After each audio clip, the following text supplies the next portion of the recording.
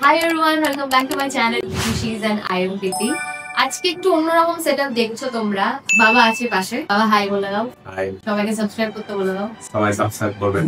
তো আজকে খুব স্পেশাল একটা দিন, কারণ কি আমি আনবক্স করতে চলেছি, মানে আমি আর বাবা মিলে আনবক্স করতে চলেছি গোল্ডেন প্লে বাটন, যেটা আগে কোথায় গেছিল, এসেছিল কোথায়, বহরমপুরে ছিল, কারণ আমি শুরু করেছিলাম বহরমপুর থেকে। তো আগে আমরা আনবক্স করবো, তারপর আমরা যা গল্প করার সেটা করবো। তো আমি বাবাকেই বলবো আনবক্স করার।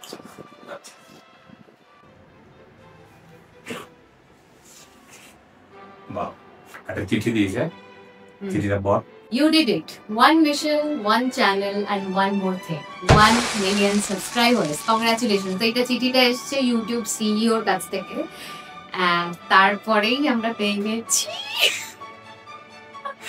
এটা সেই আকাঙ্ক্ষিত গোল্ডেন প্লে বাটন।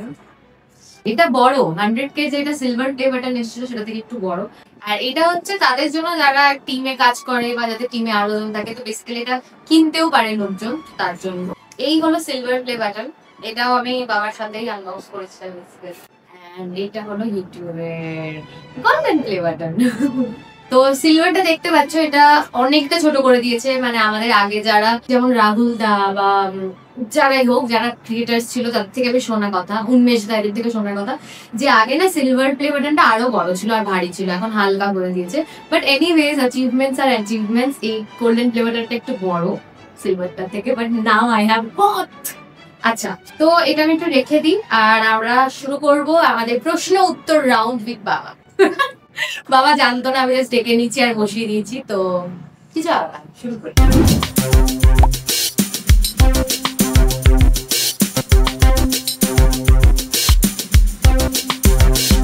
আচ্ছা বাবা, তোমার প্রথম প্রশ্ন যেটা, তো তুমি আমায় বলেছিলে মায়ের পডকাস্ট করতে। আচ্ছা, তো আজকে আমি তোমার পডকাস্ট করব। আমার পডকাস্ট? হ্যাঁ। তো তোমার প্রথম যে প্রশ্নটা আমি বলতে চাই সেটা হচ্ছে, প্রথম যখন তুমি শুনলে যে আমি ভিডিও বানাতে চাই বা আমি ইউটিউবার হতে চাই, তো তোমার মাথায় কি মনে হয়েছিল? তখন তুমি কি বুঝতে পেরেছিলে যে কি হতে চলেছে বা কি, নাকি তুমি এমনি সাপোর্ট করছো? সেই সময় বোধহয় 2017-18, সেই সময় এতটা ধারণা ছিল না যে ইউটিউব করে কিংবা ইনস্টাগ্রাম করে কিংবা ফেসবুক করে একটা মানে কি বলবো ক্যারিয়ার করা যায়। সেই সময় আমরা জানতাম না, এবং করতে তুইও বলেছিলি করতে, তো আমি বলেছিলাম যে বেসিক পড়াশোনা যেটা 12 পর্যন্ত সেটাকে আগে কমপ্লিট কর, সেটাকে ঠিকভাবে কমপ্লিট করে তারপরে সাথে পড়াশোনাও চলবে, সাথে এক্সট্রাও চলবে। তো তোরও মানে যেটা হয়েছিল 12 পরীক্ষা দেওয়ার পর থেকে ইউটিউবটা চালু করেছি, এবং তারপর থেকে তোর মধ্যে একটা ছিল যে রেগুলারিটি মেনটেন করা, একটা যে কোনো কাজকে সঠিকভাবে এগিয়ে নিয়ে যাওয়া, এগুলো করেছিস। করার ফলে, কর্ম করার ফলে আজকে আজকে সাকসেস দেখা যাচ্ছে। এবং পরবর্তীকালে তোর মাধ্যমে আমি জানতে পেরেছি যে এইভাবে ক্যারিয়ার হয়, এইভাবে নিয়ে যাওয়া যায়, এটাও একটা প্রফেশন হয়ে দাঁড়ায়। এবং আমার মতে ভবিষ্যতে হয়তো দেখা যাবে যে স্কুল কলেজে এই বিষয়ে পড়াবো, কেননা পৃথিবীটা পাল্টা আছে। এই পরিবর্তনের সাথে সাথে যারা চলবে তারা এগিয়ে যাবে, আর যারা এক জায়গায় থেমে যাবে। তোমাকে কেউ কোনোদিন কোনো বন্ধু বান্ধব কেউ বলেনি যে তোর মেয়ে কি করছে বুঝতেই পারছি না, ভিডিও কেন বানাচ্ছে? সেসব তো বলতো, আমি তো ইয়ে দিতাম না, বলছে বলো। যেমন আমার বন্ধু বান্ধবকে দেখেছি, বা অনেকে আমায় এসে বলে যে তারা করতে চায় কিন্তু তাদের মা বাবারা আর অ্যালাউ করছে না, বা বুঝতে পারছে না, বা তার বন্ধুরা হাসবে বা মানে রিলেটিভসরা হাসবে, তো কি করা উচিত বা কি। তো তুমি অ্যাজ আ পেরেন্ট ওই পেরেন্টসদেরকে কি বলতে চাও? আমি অনেক জায়গায় দেখেছি যে মেয়ের বাবারা বিশেষ করে মেয়ের সম্বন্ধে যথেষ্ট সাবধান, এবং সাবধান হওয়ার ফলে প্রথম কথা হবে, আমাদেরও হওয়া উচিত, কিন্তু আমার দৃষ্টিভঙ্গি একটু আলাদা। মেয়েকে কোথাও একা ছাড়বে না। আমি যেমন উদাহরণ দিচ্ছি, ছেলে যখন 9-এ পড়ে গেল, 10-এ উঠলো, তখন ছেলে সাইকেল দিয়ে একা একা প্রাইভেটে যেত, কিন্তু তোকে আমি সঙ্গে করে কি পৌঁছে দিতাম, সঙ্গে দিয়ে আসতাম। যদিও সাইকেল চালানো শিখেছিলি, তবে স্কুলটা তো সাইকেল করে যেতে। তো এরকমই হয় যে পরবর্তীকালে আমি তোকে ছেড়ে দিয়েছি, তুই যা আসে। তো এই বিষয়ে সেই মজার গল্পটা তুই বল, যে ট্রেনে ওঠা এবং তো আমি একবার কলকাতা আসছি, রিজার্ভেশন করে দিয়েছিলাম। কলকাতা থেকে বহরমপুর যাচ্ছিলাম, রিজার্ভেশন সবকিছু ঠিক ছিল একদম প্রপার। তো আমি গেছি 1 ঘন্টা আগে, বাবারও অভ্যেস এটা, সব জায়গায় মানে কোনো কিছু বুকিং থাকলে 1-2 ঘন্টা আগে চলে যায়, আমার ওরকম একটু তাড়াতাড়ি চলে যায়। আমি 1 ঘন্টা গিয়ে বসে আছি, ট্রেন ছাড়বে, ট্রেন এসেছে। এবার আমি উঠে পড়েছি, উঠে পড়ে এবার একজন বসে আছে, তাকে বলছিল তো আমার সিট আঙ্কেল, উনি পুরো ফ্যামিলি নিয়ে মানে সবকিছু ইয়েতে ঢোকাচ্ছেন, অনেক লাগেজ তার। দিয়ে বলছে না এটা তো আমার সিট, আপনি কি অন্য বগির? আমরা না, দিয়ে সবাই টিকিট দেখলাম, দুজনের টিকিটই সেম। উনি অনেকক্ষণ পর দেখে বললেন, আরে দিদি আপনার তো অন্য ট্রেন, এইটা যায়, এটা কোথায় জানা যায়, হাসনাবাদ এটা যায়। যে হাসনাবাদ ট্রেনে উঠে গেছি, ওইদিকে তাকিয়ে দিচ্ছে আমার যে ট্রেনটা ভাগীরথী ছিল বা হাজারদুয়ারি, হ্যাঁ ওটা বেরিয়ে গেল আমার চোখের সামনে দিয়ে। তো তখন মানে আমার জায়গায় যে কেউ হলো, কারণ আমার বন্ধু বান্ধব দেখেছি, তুই আমাকে ফোন করেছিলাম, তখন আমি কি বললাম যে এই একটা ট্রেন মিস হয়েছে, ভবিষ্যতে আর কোনো ট্রেন তোর মিস হবে না, তুই ঠেকেছি কি,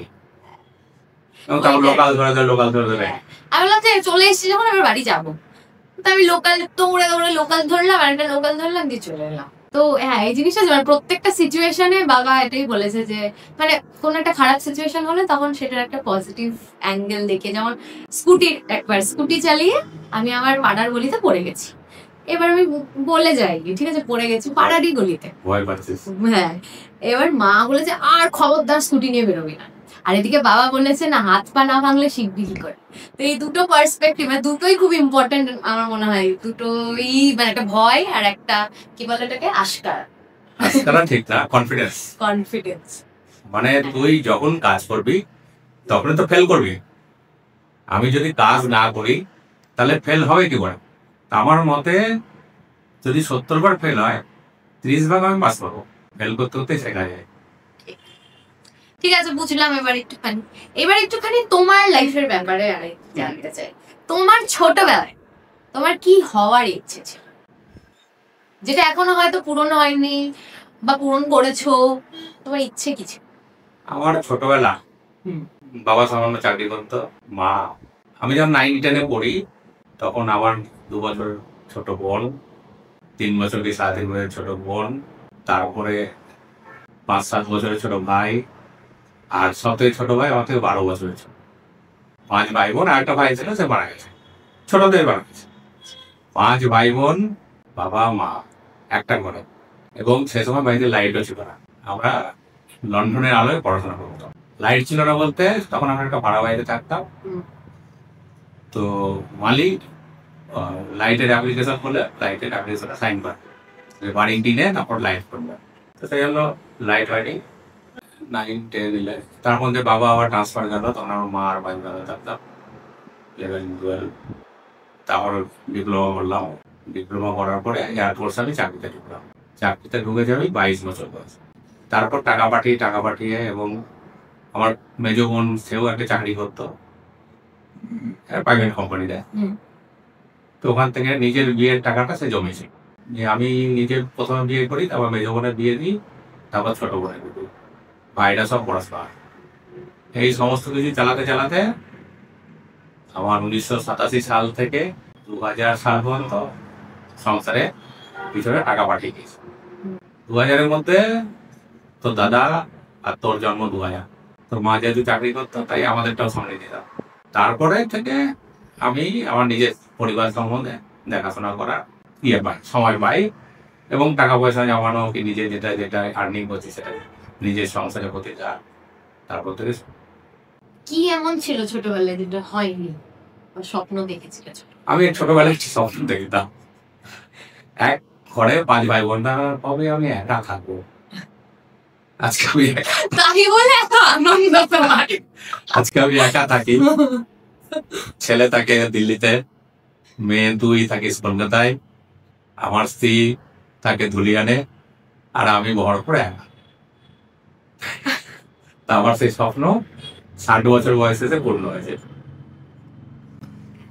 মানে প্রাইভেসি বা স্পেস, আর সত্যি আমি বলি বাবা চলে এসো এখানে যাবো, ঠিক আছে আমি আমার মতন আছি, এই জিনিসটা বলে গেছে।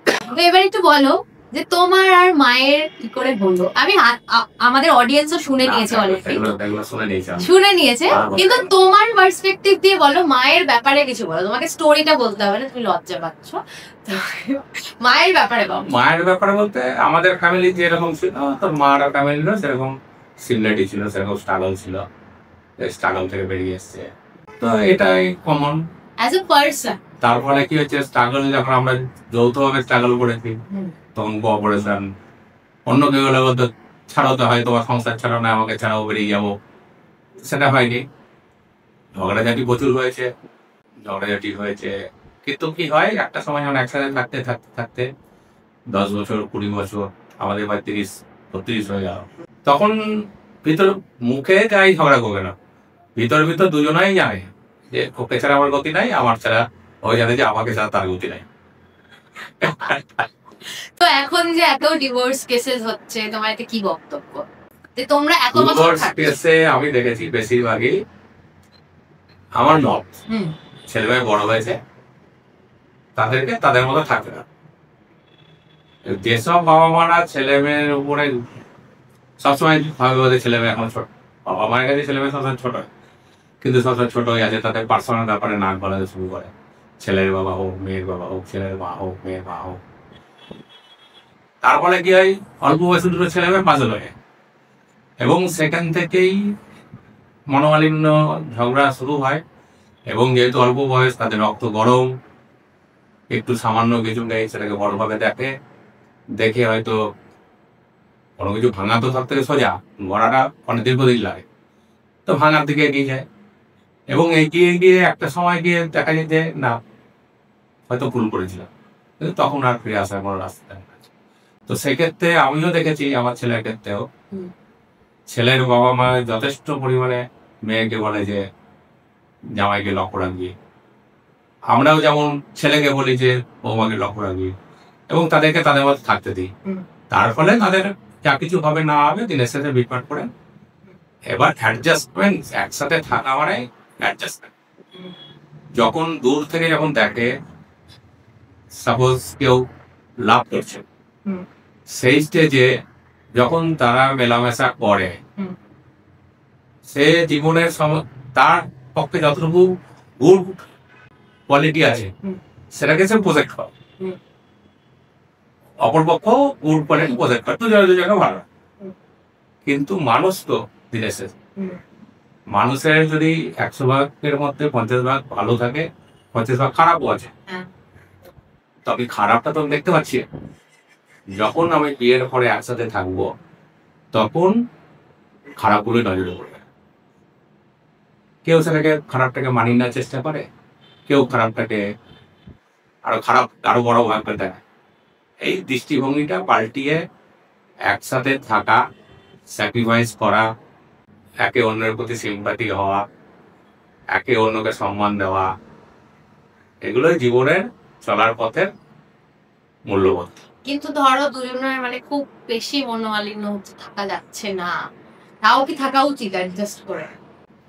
বা এরকম সিচুয়েশন মেন্টালি ডিপ্রেসড হয়ে যাচ্ছে, বেরোতে চাইছে, কিন্তু সোসাইটি ভয়ে করছে না, সেই সিচুয়েশনটা সেক্ষেত্রে তো যদি কোনোভাবেই সম্ভব না, এক্সট্রিম কিছু তাহলে তাকে একটা ডিসিশন নিতে হবে। ঠিক আছে, খুব ভারী হয়ে যাচ্ছে ডিসকাশনটা। এবার যাই, তোমার এরকম কয়েকটা জিনিস বলো যেগুলো তোমার ছোট থেকে কেনার ইচ্ছা ছিল। যেমন একটা আমি জানি, সেটা হচ্ছে জিপ।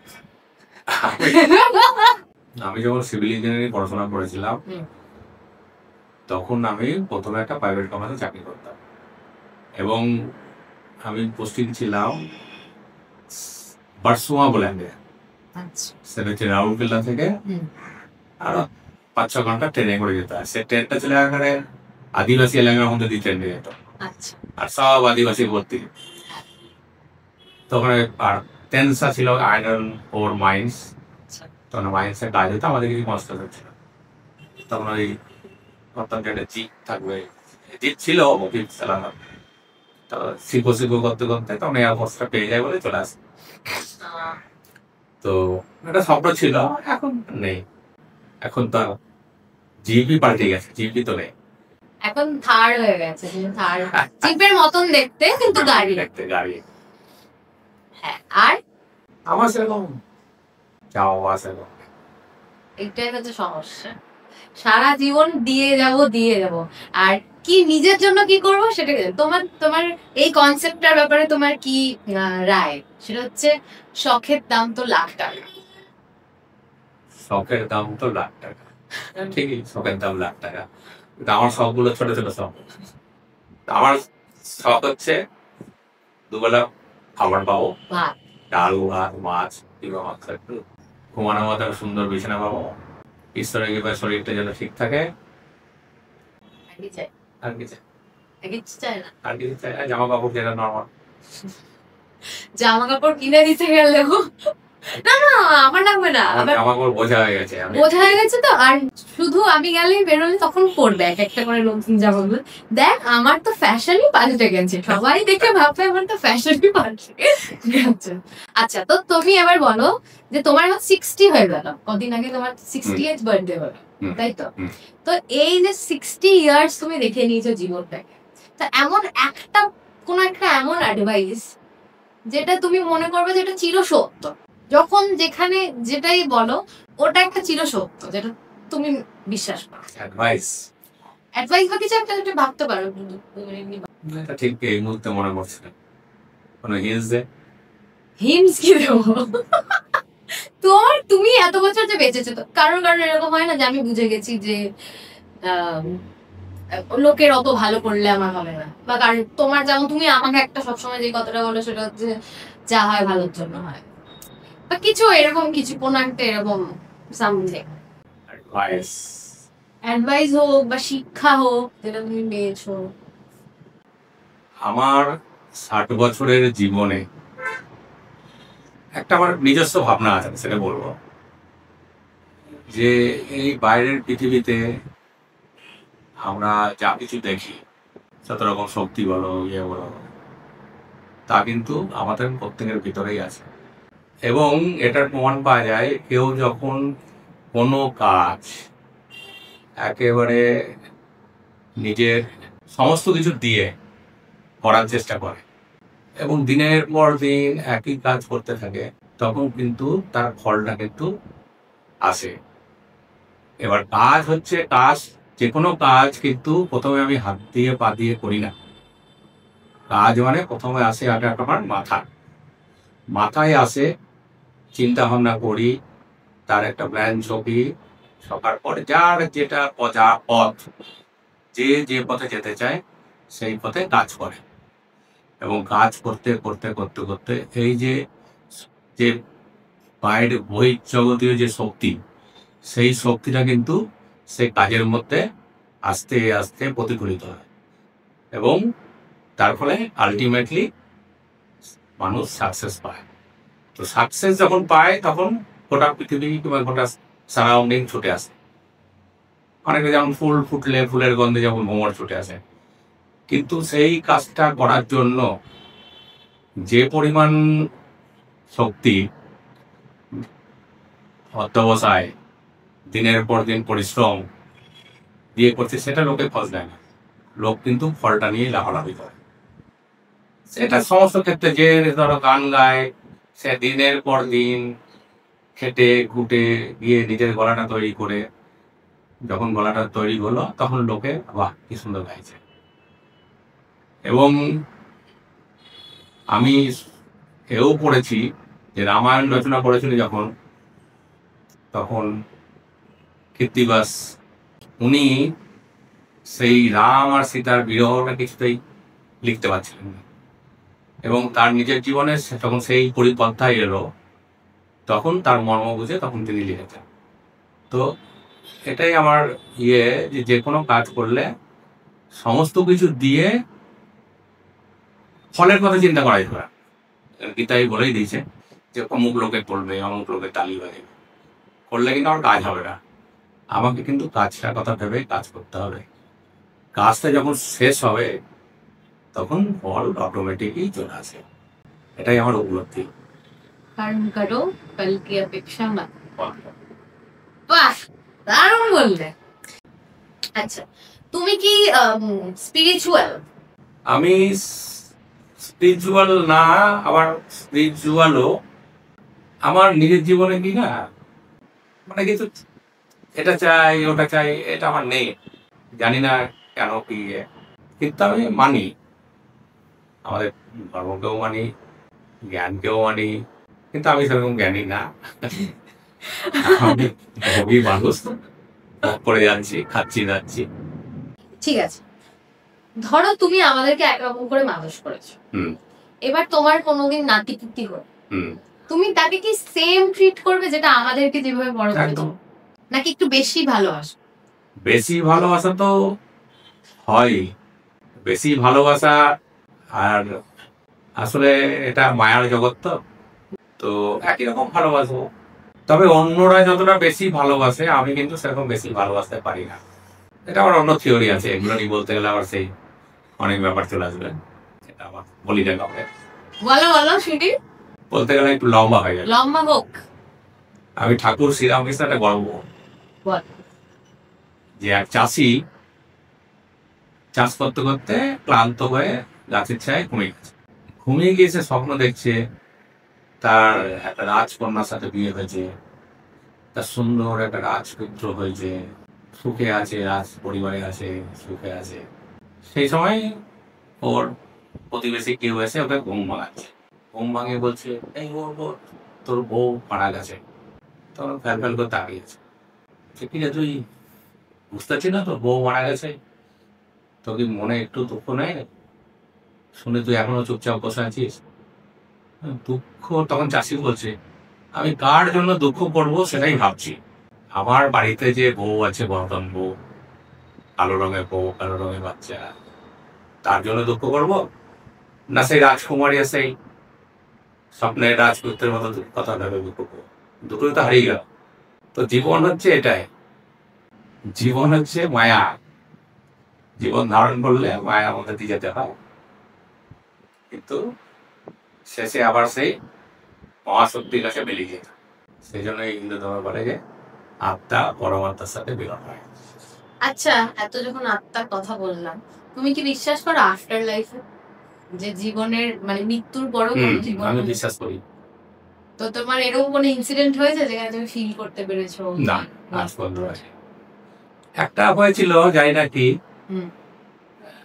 একটা হয়েছিল, কিন্তু আমি বুঝতে পারিনি এটা আমার সাইকেটিক ব্যাপার নাকি। তখন আমি ওই চিংড়িঘাটে থাকতাম একটা ভাড়া বাড়িতে, দুই ভাই থাকতো, আমি থাকতাম, মা থাকতো, মা বেঁচে ছিল, মেজো ভাইয়ের বিয়ে হচ্ছিল। আমরা ওখানে ছাদে শুতাম, আর ওই বাড়িটাতে পুকুর ছিল, ছাদে পায়খানার মতো, এদিক ওদিক পায়খানার মতো, মানে পরিবেশটা খুব ভালো না। তো ওখানে শুয়ে আছি রাত্রিবেলা, হঠাৎ নাকি ঘুমের মধ্যে আমি ধর্ম করেছি, এবং কেউ নাকি, আমার মা বলছিল, কেউ নাকি আমাকে পেয়েছে এরকম নাকি, চারিদিকে অবাক হয়ে তাকাচ্ছি, হয়ে গেল সেটা শেষ। তারপরে অনেক দিন, অনেক বছর আমি যদি পাশ ফিরে চোখ বন্ধ করে একা শুতাম, মনে তো আমার বিছনায় যেন কেউ এসে বসলো, আবার ঘুরতাম কেউ নাই, তার জন্য আমি অন্ধকার করে ঘুরে ঘুমাতে পারতাম না, লাইট জ্বালতাম, তারপর আবার পাশ ফিরলাম, মনে হলো কেউ এসে বসলো, সুইচটা মনে হলো টিপলো, কিন্তু কাউকে দেখতে পেলাম না, এবং ভিতর ভিতর প্রচুর পাইপ। এবং এটা আমার অনেক বছর, প্রায় 3-4-5-6 বছর হয়েছিল। এখনো হালকা অনুভূতি হয়, কিন্তু ওই আগের মতো সে ভয় ব্যাপারটা নেই, কেটে গেছে। আচ্ছা, ঠিক আছে, শুনলাম সবকিছুই।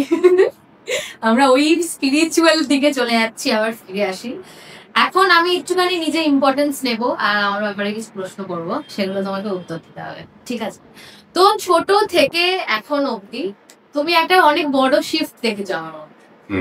তো পুরোপুরি সব ইনসিডেন্ট না বলে হালকা হালকা টাচ করে, যে তুমি আমার জার্নিটা তোমার চোখে দেখা, সেটা তোমার একটু। প্রথমে তোর জন্মের কথা বলতে হয়। আমি তখন দিল্লিতে ছিলাম পোস্টিং, এবং তোর মার যখন প্রায় 9 মাস পেটে, 9 মাস কি 8.5 মাসের হবে, 9 মাসের হবে, তখন আমার ট্রান্সফার হয়, প্রমোশন ট্রান্সফার, যেতেই হবে নাগপুর। নাগপুরে আমরা যাই সেপ্টেম্বরের শেষের দিকে, 1 অক্টোবর ছিল আমার জয়নিং। আর তোর জন্ম হয় 12 অক্টোবর, বুঝলে? হ্যাঁ, একদম। তখন আমরা কমান্ডার্স গিয়ে ডাক্তারকে জিজ্ঞেস করেছিলাম যে শিফট করবো, কোনো অসুবিধা আছে? তিনি বললো অসুবিধা নেই, রাজধানীতে যাবেন। তখন রাজধানী নতুন নতুন শুরু হয়েছিল, রাজধানী এখানে করে গেলাম। দিয়ে ওখানে যাওয়ার পরে নতুন জায়গা, আমি কাউকে চিনি না। এবার ওখানে মিলিটারি হসপিটাল আছে নাগপুর। নাগপুরে মিলিটারি হসপিটালের নাম হচ্ছে কামটি, ওই এলাকার নাম। সেই আমাদের কোয়ার্টার থেকে 22 কিলোমিটার দূরে। ওখানে ভর্তি করা হলো। ভর্তি করার পর যখন তোর জন্ম হয় সিজার করে, তখন ডাক্তার তো যথারীতি সেলাই টেলাই করছে। ডক্টরটা লেডি ডক্টর ছিল, আর অ্যানাস্থেসিস্টটা বেরিয়ে এসছে, এসে অনেক কায়দা করছে। না আমরা বলবো না, ইংরাজিতে বলছে। প্রথমে মেয়ে বাচ্চার মাকে বলবো, তারপরে বলে ছেলে না মেয়ে। দিয়ে আমাকে অনেকক্ষণ পরেও বলছে মেয়ে। আমি সঙ্গে সঙ্গে এমন ভাবে হয়েছি, থ্যাংক ইউ স্যার বলে করেছি। হ্যাঁ, ওই ডাক্তার অবাক হয়ে গেছে। দিয়ে ম্যাডাম, লেডি ডক্টরকে বলছি, ম্যাডাম इसका पापा तो बहुत खुश हो गया। মানে নর্মালি কি হয়, তো হিয়ারিটিয়ারি যারা থাকতো না, এ হলেই মানে তাদের রিয়াকশনটা এমন হতো বাজে, তোরা দেখে দেখে অভ্যস্ত। তো সেক্ষেত্রে আমি হাসছি, আনন্দ করছি, এবং পরে যখন মিষ্টি খাওয়াচ্ছি, ডাক্তার এবং নার্স দুজনেই খুব আনন্দ করছে যে বাবা এত খুশি হয়েছে। মানে অন্যান্য লোকেরা কি এত খুশি পায় না মেয়ে বাবা। এটা মানে ওদের কাছে অভিজ্ঞতা, যেটা বুঝলাম। এটা ছিল ওই সে সময় থেকে। এখন যেমন তার ওয়ার্ল্ড কাপ জেতার পরে যারা কবিতা পেয়েছে, এটা 100% শিওর এবং সঠিক। এই হলো। তারপর তুই আস্তে আস্তে বড় হলি, এবং নাগপুর থেকে 4 বছরের মাথায় তখন আমার চাকরি ছেড়ে দেবো। তো 4 বছরের মাথায় তোরা বহরমপুরে চলে গেলি। তো তার আগে কেবিতে ভর্তি করলাম। আর তোর ভর্তির ব্যাপারেও আমার একটাই আছে, কেবিতে গেছি, সেসব প্রচন্ড হতো। তো আমি গিয়ে অ্যাপ্লাই করেছি, বলছে হবে না। তখন আমি এয়ারফোর্স থেকে একটা চিঠি লিখিয়ে সই টই করে, যে আমাকে দেয়নি এরকম অ্যাপ্লিকেশন করে দিয়ে অফিসারদের সই টই করিয়ে দিয়ে আমি লাবণী, যে ওদের হেড অফিস ছিল, ওখানে গিয়ে এডুকেশন ডিপার্টমেন্টেই জমা। আমি চুপচাপ আছি। মার্চ মাসে ভর্তি করে এপ্রিল থেকে ক্লাস শুরু হয় কেবিতে। এপ্রিলের শেষের দিকে গরমের ছুটি পড়ে যায়, মে জুন 2 মাস গরমের ছুটি।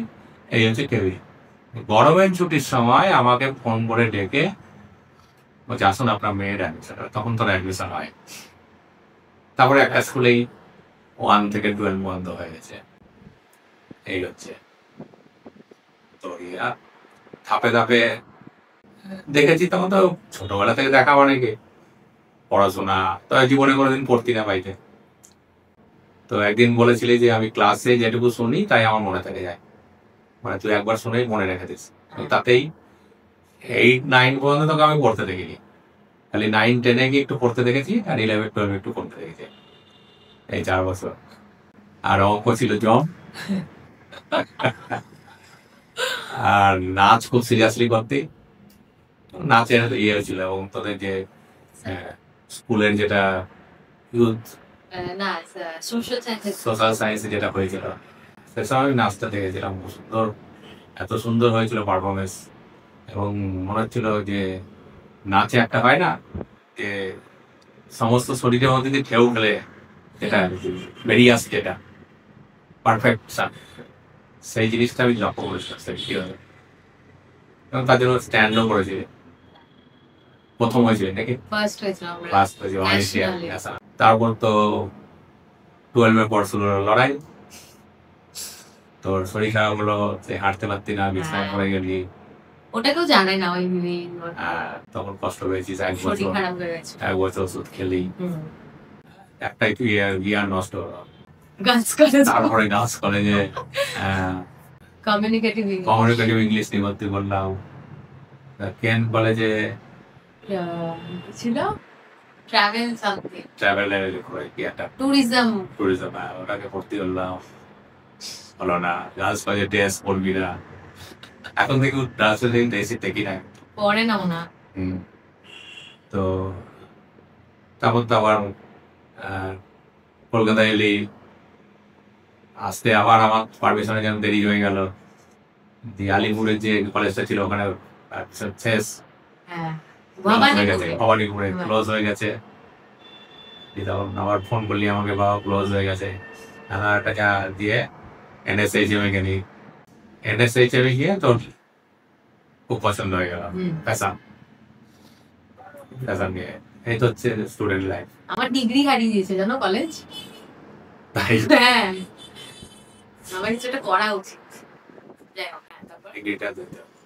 এই তো তারপরে আস্তে আস্তে ইউটিউবে আমি প্রথম আমার মনে হচ্ছে একটা হাসি ভাবলেন, যাকে দেখতাম এটা আমার মেয়ের ইউটিউব ফলো করে দিল, ট্রেনের মধ্যে এটা আমার মেয়ের ইউটিউব ফলো করে দিল। আজ 11 লাখ হয়ে গেছে। আমি সেই দিনগুলো কথা ভেবে আসি। এখন সবাই তোমাকে এসে বলে না? এখন সবাই আমাকে এসে বলেন তুমি এই মেয়ে প্রীতিদির বাবা, বলে হ্যাঁ। অনেক দেখে বলতে লজ্জা ভাই চলে যাবে। আস্তে আস্তে সে বাড়িতে প্রোডাক্ট আসতো, ফ্রিতে কাজ করাতো। তুমি সেই লাইট বানিয়ে দিয়েছিলে। লাইট বানিয়ে দিয়েছিলাম, বালতির উপর ফোন রেখে। আর কম্পিউটার অনেক ছোটবেলা থেকেই ছিল। কম্পিউটার তো জন্মের সময় থেকে, মানে জন্মের সময় না, আমি তোরালি 2004-এ আমি কম্পিউটার কিনলাম। তখন তোর 4 বছর বয়স, তখন তুই ইয়ে করতি পেন্ট। আর আমি তখন মাল্টিমিডিয়ায় ভর্তি হয়েছিলাম, ফটোশপ শিখতাম, এসে বাড়িতে প্র্যাকটিস করতাম। আর তুই আর তোর দাদার পিছনে দাঁড়িয়ে দাঁড়িয়ে দেখেই শিখে। আমি পরে তোর মা বলতো এই পয়সা নষ্ট করছি, কত কিছু শিখছে। আমি মনে মনে ভাবতাম আমি শিখছি কি, আমার পিছনে দাঁড়িয়ে দুটো রাখতে শিখে। হ্যাঁ আমি তো কম্পিউটারে আগে ভিডিও এডিটিং ফটোশপ তখন তুই শিখে গেছিস, কোলাজ বানানো। তো সেগুলো 1-2 এ পড়ার 1-2 না, আমাদের এই এলকেজি নার্সারি বলো রোজমেরি স্কুল। হ্যাঁ রোজমেরিতে 2 বছর পড়েছিল। 5 বছর গিয়ে কেবিতে ভর্তি হলি। 1-2 এ তখন তুই মোটামুটি কম্পিউটার নিয়ে বসে গোটা দুপুর ধরে, তখন ক্যামেরা কিনলাম, ডিজিটাল ক্যামেরা। সেই ক্যামেরা নিয়ে দুপুরবেলা তুই আমি এই করি এই না সাবান বোরলি। তারপরে এই যে এই অ্যাওয়ার্ডটা আমি জিতেছি, এটা আমি আমার মা বাবাকে দিতে চাই। আর একটা তোর কথা মনে আছে, তুই ছোট এলকেজিতে তোর দাদা আঁকায় একটা প্রাইজ পেয়েছে, তোকে নিয়ে গেছি আমি প্রাইজটা নিয়ে আসতে, তাড়াতাড়ি ডেকেছে নিয়ে আসছে, বেরিয়ে কান্না শুরু হয়। আমার প্রাইজ চাই, ওই প্রাইজ। দোকান থেকে না হবে না, অন্য জায়গা থেকে যদি হবে না, ওই ম্যাডামের কাছ থেকে আমাকে প্রাইজ চাই। মুশকিল, আমি কোত্থেকে পাবো। শান্ত হয়েছিল অনেক পরে। ঠিক আছে চলো, অনেক গল্প শুনলাম বাবার জীবনের, আমার জীবনের। আর আই হোপ তোমাদের ভালো লেগেছে। তোমাদের যদি বাবার জন্য কিছু কোয়েশ্চেন্স থাকে তোমরা কমেন্টসে জানাতে পারো, আমরা এটার পার্ট 2 একটা করতে পারি। তো বাবাকে না বলে আমি বসিয়ে দিয়েছিলাম, পরের বার একটু বলে বসাতে হবে। আমি জানলে বসতামই না। না বসতো। তোমার কেমন লাগলো? ভালোই লাগলো। একবারে যখন তুমি কেউ যদি জিজ্ঞেস করো বাবাকে যে কেমন লাগছে আঙ্কেল, বাবা একটাই কথা বলবো, ভালো, ব্যাস এইটুকু, আর কোনো কিছু। মানে এত যে কথা বললো, তাও খুঁচিয়ে জিজ্ঞেস করতে হলো। যেমন মাকে একটা ছোট প্রশ্ন করছি, মা অনেক কিছু বলে দিচ্ছিল, বাবাকে মাল্টিপল টাইমস কোয়েশ্চেন করতে হচ্ছিল। বাট আই হোপ তোমাদের ভিডিওটা ভালো লেগেছে। এন্ড আমাদের 1 মিলিয়ন হয়ে গেছে বাবা, কেমন লাগছে? Thank you. আচ্ছা তোমরা লাইক, শেয়ার এন্ড সাবস্ক্রাইব করে দেবে। আর এটাই এটাই। Bye bye bye.